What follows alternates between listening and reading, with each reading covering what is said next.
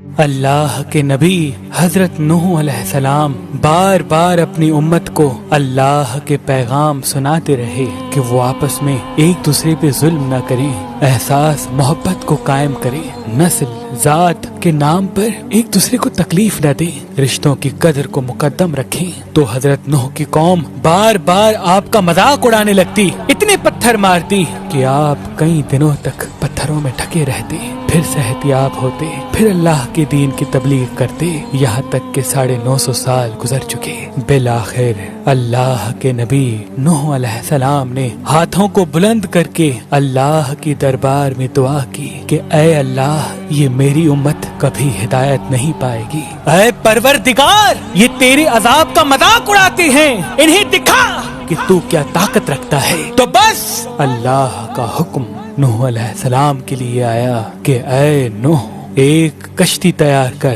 اور اس میں پورے جہان کے چرند پرند کو اور ان انسانوں کو شامل کر جو تم پہ ایمان لے آئے۔ تو یوں اللہ کے نبی حضرت نوح علیہ السلام نے درخت اگائے اور کشتی بنانے میں لگ گئے۔ وہ پوری قوم ہنستی رہی اور نوح علیہ السلام اللہ کے حکم کو تسلیم کر کے اپنے فعل میں مصروف رہے۔ تقریباً 100 سال کے بعد وہ کشتی تیار ہو گئی اور نوح علیہ السلام تمام چرند پرند کے جوڑوں کو ان کشتی میں سوار کر ہی رہے تھے کہ اتنی دیر میں سانپ اور بچھو آپ کی خدمت میں حاضر ہوئے اور کہنے لگے، اے اللہ کے نبی، اس نجات کی کشتی میں ہمیں بھی سوار کرو۔ اللہ کے نبی نوح علیہ السلام نے فرمایا، تم تو انسانوں کو تکلیف دیتے ہو، ان کو کاٹتے ہو۔ تو یوں سانپ اور بچھو رو کے اللہ کے نبی سے عرض کرنے لگے کہ اے اللہ کے نبی، آپ ہماری نسل کو بچائیں، ہم آپ سے وعدہ کرتے ہیں کہ جو بھی انسان سلام علی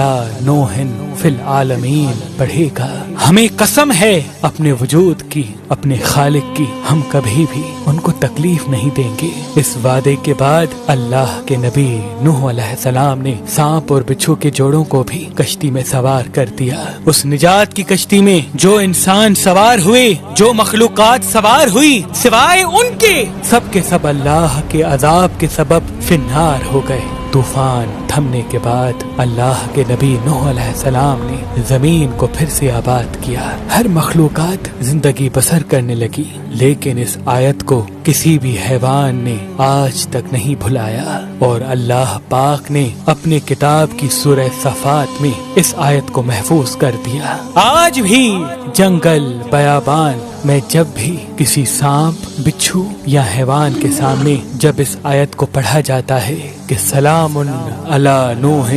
فی العالمین، تو سانپ ہو، بچھو ہو یا کوئی بھی حیوان و جن اس آیت کے احترام اور اس کے پسے پشت وعدے کو سمجھ کے اس انسان کے قریب نہیں آتا۔ بے شک اللہ نے اپنی کتاب میں ہر پریشانی، بیماری اور مصیبت کا علاج رکھا ہے۔